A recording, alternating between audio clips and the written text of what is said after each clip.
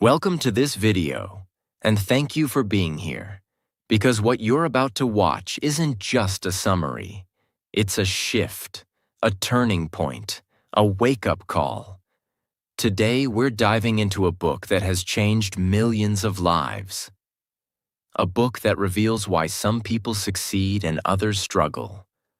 Why we stay stuck in the same patterns for years, and how you can change your life by changing one powerful thing: your habits. The book is The Power of Habit by Charles Duhigg, and this might be the most important video you'll watch this year. Why this book matters so much. Every single day, you wake up and do hundreds of things. Some good, some bad, some you're proud of, some you regret. But here's the truth.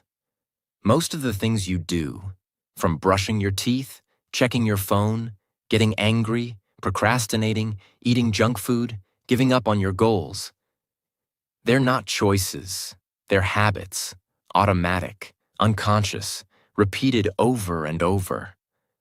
And the scariest part? Most people never stop to ask, why do I do what I do?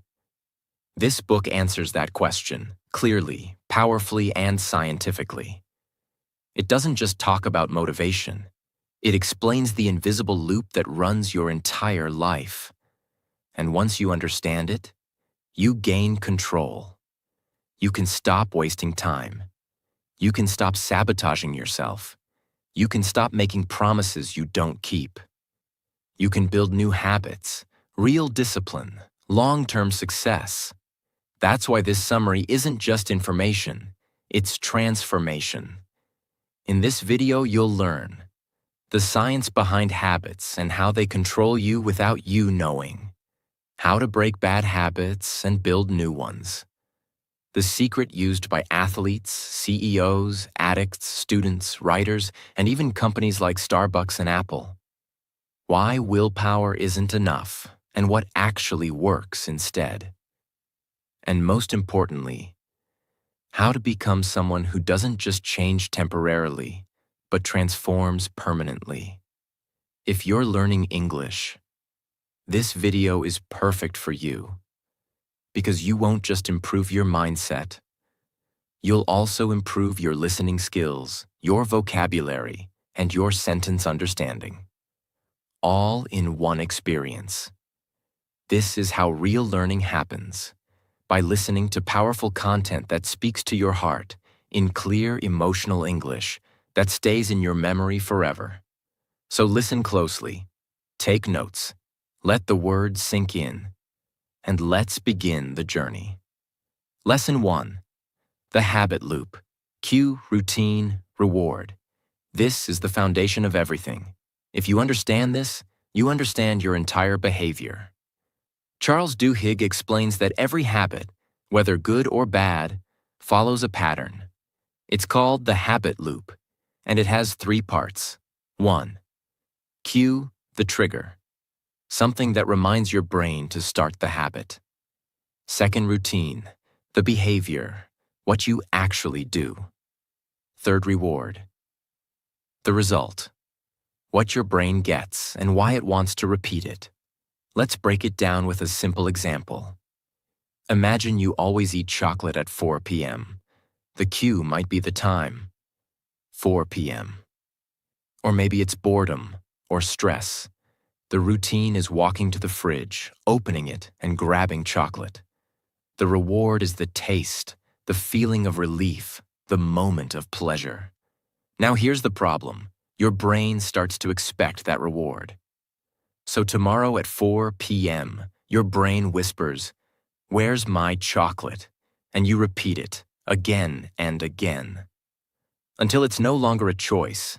It's a habit. This applies to everything: checking your phone, skipping the gym, smoking, gossiping, even your morning routine. It's not about willpower. It's about loops. Once you understand the loop, you can change the routine and keep the cue and reward the same. So instead of eating chocolate when you're stressed, you go for a walk, or drink water, or meditate. Same cue, new routine, better reward. That's how you break the loop, by replacing the middle. Lesson 2. Craving is the real power behind your habit. This is where it goes deeper. Most people think habits are just about doing something again and again. But what actually keeps the habit alive is the craving. Craving is what makes your brain feel excited before the habit even starts. It's what makes your body feel anxious until you do it. Let's go back to the chocolate example. You're not addicted to the chocolate itself. You're addicted to the feeling you crave before you eat it. That moment of peace, that taste, that escape. Companies know this. Think about toothpaste. Did you know toothpaste never needed foam or mint? But companies added it, so your brain would crave that fresh, tingly feeling. Now you don't feel clean unless it's minty. That's craving. Or look at social media. The cue? Your phone buzzes. The routine? You open the app. The reward? A like, a message, a notification. But what keeps you coming back? Craving the attention, craving the dopamine, craving the connection. Here's the truth.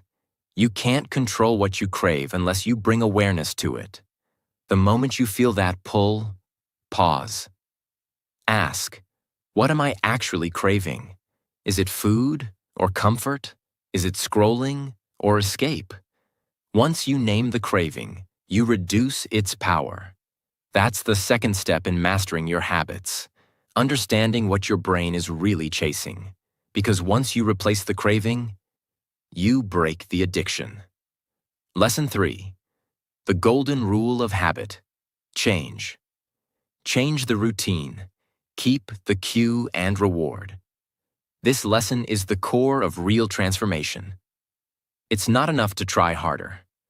Most people fail at breaking bad habits because they think they need more willpower. But this book reveals something far more practical and powerful.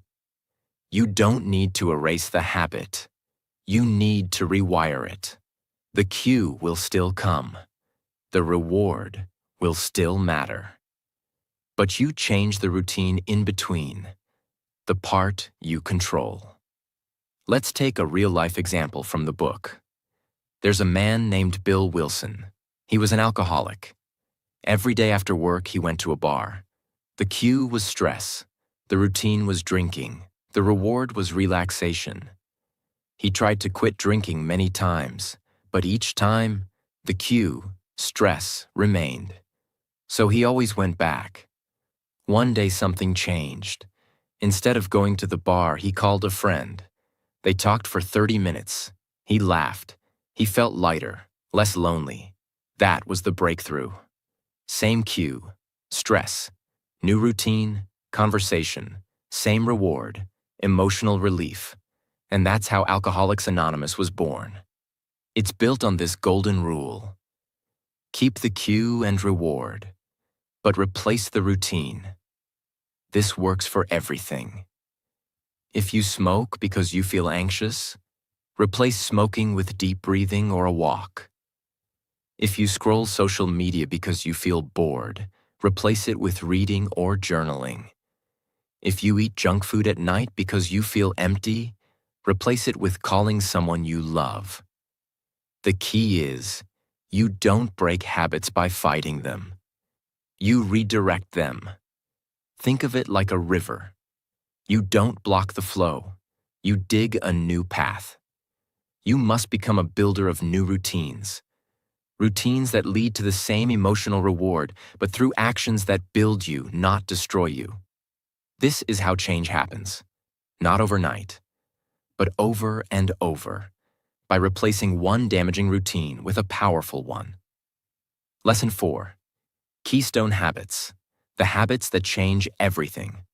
This might be the most powerful idea in the entire book. Not all habits are equal. Some habits are so important, so foundational, that changing just one of them starts a ripple effect across your whole life. These are called keystone habits. Charles Duhigg explains that keystone habits are habits that spark other positive behaviors automatically. They act like dominoes. One falls, and many others follow. Let's take an example. Story. Lisa, the woman who transformed everything. In the book, we meet a woman named Lisa.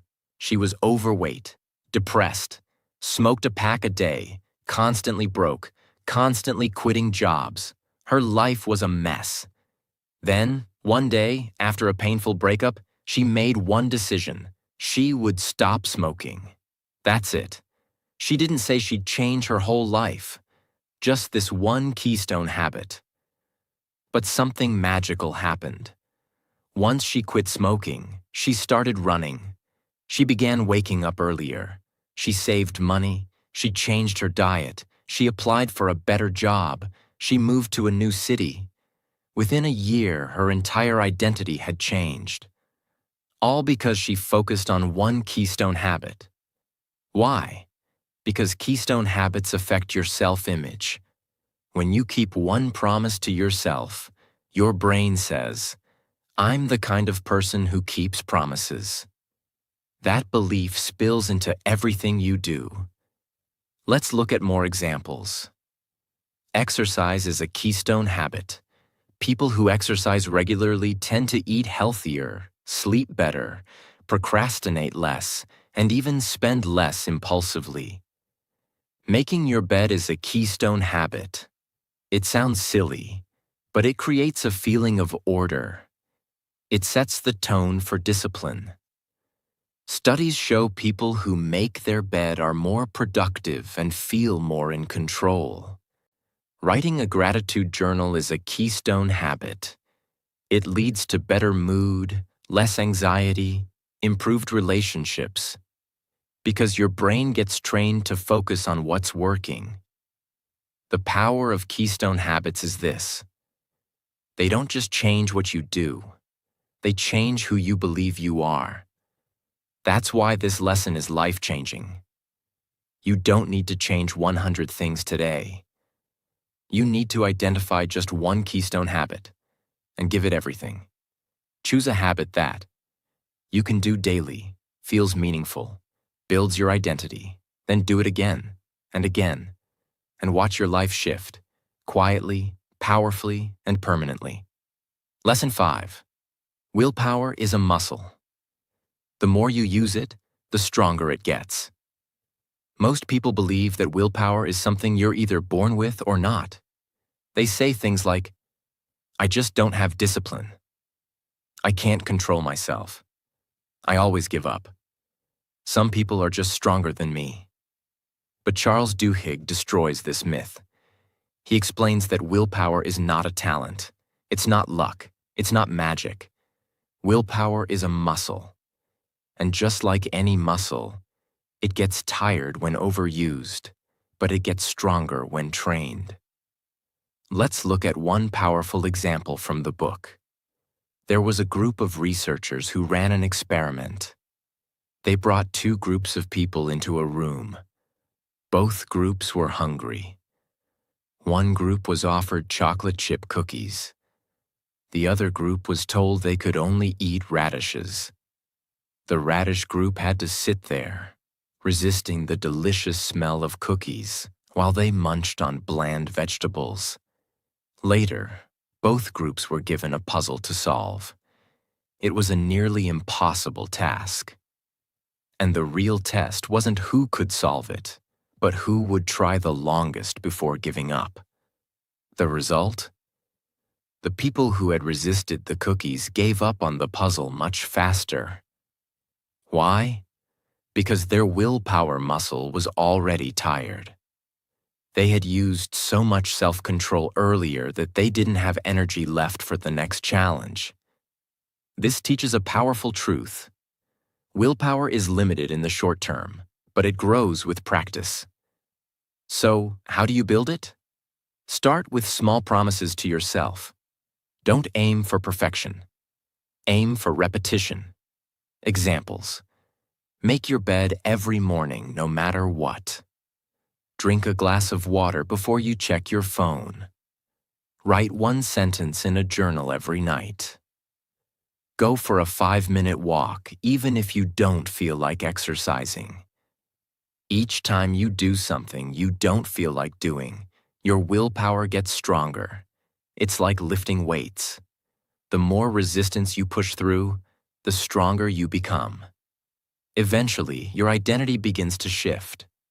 You stop saying, "I'm lazy," and start saying, "I do hard things." You stop saying, "I give up," and start saying, "I finish what I start." Willpower is built in moments when no one is watching, when you choose discomfort over convenience, when you show up tired, but still show up. The difference between successful people and average people isn't that they never feel weak. It's that they've trained their willpower, and it's become their secret weapon. So start today. Pick something small and prove to yourself, "I do what I said I would do." Do it again tomorrow, and again the next day. And one day, when life throws something huge at you, you'll be ready, because you didn't wait for strength. You built it. Lesson 6. The role of belief. Why you must believe change is possible. This might be the most emotional and spiritual part of the entire book. Charles Duhigg discovered something shocking. Even when people understand the habit loop, even when they learn how to change routines, even when they have strong willpower, they still fail. Why? Because deep down, they don't believe they can change. They say they want transformation. But part of them whispers, "I've tried before. It never lasts. I'm not the kind of person who sticks to things. I'll always be this way." And that belief becomes their prison. But here's the truth. No habit can be broken without belief. Not belief in magic, not belief in perfection, but belief in possibility. Duhigg explains this using the story of Alcoholics Anonymous AA. For decades, psychologists couldn't understand why AA worked. There was no official therapy, no medication, no scientific structure. Yet millions of people got sober through it. So what made the difference? It wasn't the steps. It was the belief that change was possible, and the support of a group that believed in them even when they didn't. AA creates a system of belief. People are surrounded by others who say, "I was like you. I failed like you. I suffered like you. But I changed. So can you." That belief, even borrowed, becomes the seed of transformation. And once people begin to believe they are capable of change, they act differently. They try again. They stay longer. They push harder. Because now they're not just fighting for a result. They're fighting for a new identity. You can't change your habits permanently if you believe you are still broken. But the moment you say, "I am becoming someone new," your brain starts to align with that identity. You don't need to believe everything right now. You just need to believe one thing. Change is possible. And if that feels hard, borrow someone else's belief until it becomes yours. Look at the people who've changed. Read their stories. Surround yourself with voices that remind you who you can become. And speak this into yourself. I am not my past. I am not stuck. I am not finished. I am becoming. I am not weak. I'm training. I am not a failure. I am rebuilding. When belief enters your mind, your habits begin to shift. When belief lives in your heart, your life begins to follow. That's the invisible force behind every transformation. And that's why Lesson 6 is not just about habits. It's about hope. Lesson 7. Your environment shapes your habits more than your willpower. This lesson is one of the most eye-opening in the entire book. And it breaks a myth that destroys millions of dreams. You don't rise to the level of your goals. You fall to the level of your surroundings. Most people think habits are about self-control. They believe they fail because they're weak or lazy or undisciplined. But Charles Duhigg shows us something different. Your environment, the people, places, sounds, triggers, and systems around you, often have more control over your behavior than your actual intention. Let me give you an example that explains everything. The story of the hospital soap. In a hospital, many doctors were not washing their hands, even though they knew how dangerous it was. They were told again and again. Posters were put up, lectures were given. But still, many skipped it, and patients were dying from infections. Then, someone made one tiny change. They moved the soap dispensers closer to the entrance of every room. They also placed hand sanitizer right near the beds, within reach. What happened? Hand washing rates skyrocketed. Infections dropped dramatically. No lecture, no new rules, no punishment, just a change in environment. The habit didn't require willpower anymore. It became automatic because it was easy. This is how habits work. If your phone is next to your bed, you'll scroll before sleep.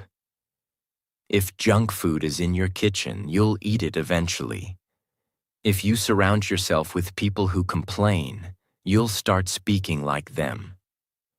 But if you place your journal next to your pillow, you'll write. If your running shoes are by the door, you'll walk. If your water bottle is on your desk, you'll drink more. You don't have to fight yourself. You just have to design your space. Ask yourself, what's the first thing I see when I wake up? Is my phone pulling me into distraction? Is my home helping me become the person I want to be? Are my friends holding me back or lifting me up? You don't just build habits. You build the space where your habits are born. And here's the secret. The more friction there is, the harder it is to act. The less friction, the more automatic your habit becomes. So reduce the friction for good habits. Increase the friction for bad ones. Don't just change your mind, change your environment, and your life will follow. Lesson 8. Small wins lead to big victories. This lesson is the beating heart of sustainable transformation. It teaches us the greatest secret behind all massive change. And it's not what you think. You don't need big motivation. You need small wins. Charles Duhigg explains that people don't fail because their dreams are too big. They fail because they ignore the small victories that build momentum, belief, and identity. Let's explore this through one of the most powerful real-life stories in the book. When Paul O'Neill became the CEO of Alcoa, one of the largest aluminum companies in America, everyone expected him to focus on profits, market share, innovation. But he shocked the world. In his first public speech as CEO, he said this: "We're going to focus on one thing: safety. I want to make Alcoa the safest company in the world." Investors were confused. Reporters were stunned. People whispered, "He's crazy." But O'Neill knew something they didn't. He understood small wins. Focusing on safety meant better communication between workers and leaders, faster reporting systems, more discipline and structure, higher morale, fewer injuries, less downtime. Within a few years, Alcoa became more profitable than ever. Not because they aimed at money, but because they aimed at a small but powerful win. This is the secret. One positive habit creates a chain reaction. You start journaling. You become more self-aware. You start walking 15 minutes a day. Your mood improves. Your food choices improve. Your sleep gets better.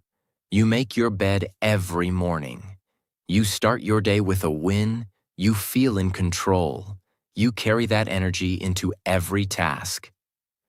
Here's the most important truth. Small wins create identity. If you meditate for just 2 minutes a day, you're not just relaxing. You're becoming someone who takes care of their mind.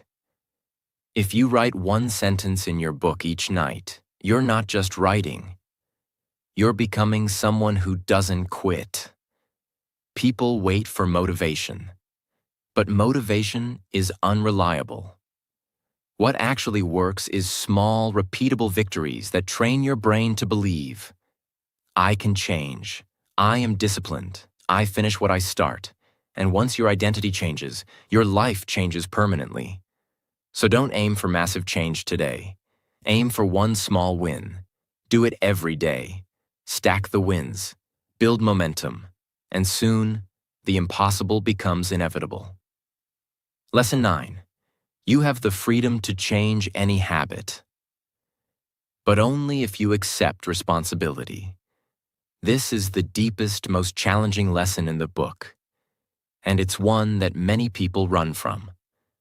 You are not your habits, but your habits have become your life. You were not born with the habit of procrastinating. You weren't born addicted to distraction. You didn't choose to be lazy, anxious, or emotionally distant. Those things were learned. But here's the truth. What was learned can be unlearned. What was repeated can be replaced. What became automatic can be redesigned. But only if you do one thing. Take full responsibility for what happens next. This book ends with a hard but beautiful truth. No matter where you come from, no matter how bad your past habits have been, no matter what excuses the world has given you, you still have the power to change your habits. And therefore, change your life. Let's take a powerful real-world example from the book. Angie Bachman was a housewife. Bored, lonely, looking for excitement. She started gambling, just for fun at first. But soon, it became her escape, her obsession, her identity. Over the years, she lost millions of dollars. Her family was destroyed, her reputation ruined. She blamed the casino, the stress, the boredom, the lies she told herself. And yes, the system played a role. Casinos knew how to manipulate her habits. They knew her schedule, her weaknesses. They gave her perks. They made it easy for her to fall. But here's what the book teaches us. The system might have been unfair, but the decision to keep playing, that was hers. Even when she saw herself losing, even when the guilt was overwhelming, even when she knew she had a problem, she kept going. Because she never stopped and said, I'm responsible for this loop, and I can change it. This is what separates those who transform and those who stay stuck. The people who change their habits don't wait for the world to be fair. They don't blame their phone, their job, their parents, their past, their partner. They look in the mirror and say, this is my life, and I am in control now. You have to choose that. No one will do it for you.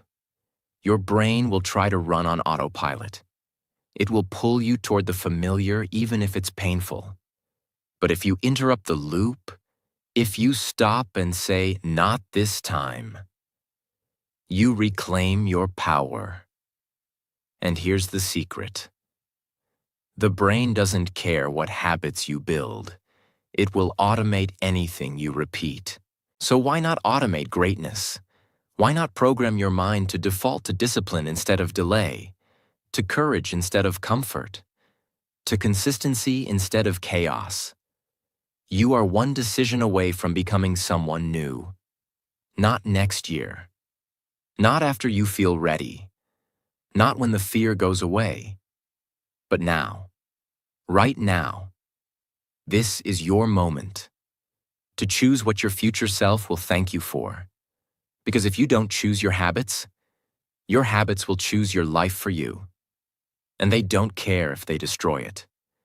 Take responsibility. Rewrite your loop. Choose the life you were born to live, not the one you've been repeating. You've just walked through the most important transformation map ever written. You now know the truth. Your life is not controlled by luck, or motivation, or willpower alone. It is controlled by the small actions you repeat every day. And the moment you take control of those actions, your future opens. You've learned how habits work. You've learned how to break them. You've learned how to build new ones. You've learned that belief matters, that environment matters, that small wins matter, that keystone habits matter, that you are never stuck unless you choose to be. Now it's time to do something most people never do. Apply it, use it, live it. This video wasn't just a summary, it was a mirror. And if you listened closely, it reflected a version of yourself that you've forgotten. The one that still believes.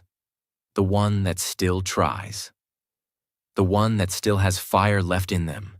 That person is still there. You don't need permission. You don't need more time. You need one thing, to take one habit and begin. One new action, one new decision, one loop rewritten, and your entire life begins to shift. It won't be easy, but it will be worth it. Now, before you go, I want to remind you of something important. If this video spoke to your heart, if it gave you even one moment of clarity, if you felt seen, understood, or inspired, then I invite you to subscribe. Because on this channel, we don't just read books. We build better lives through them. We take the wisdom of pages and turn it into action, into power, into real change. So hit subscribe, not just for the next video, but for the next version of you.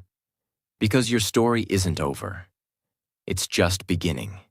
And the next chapter starts with one habit, chosen by you.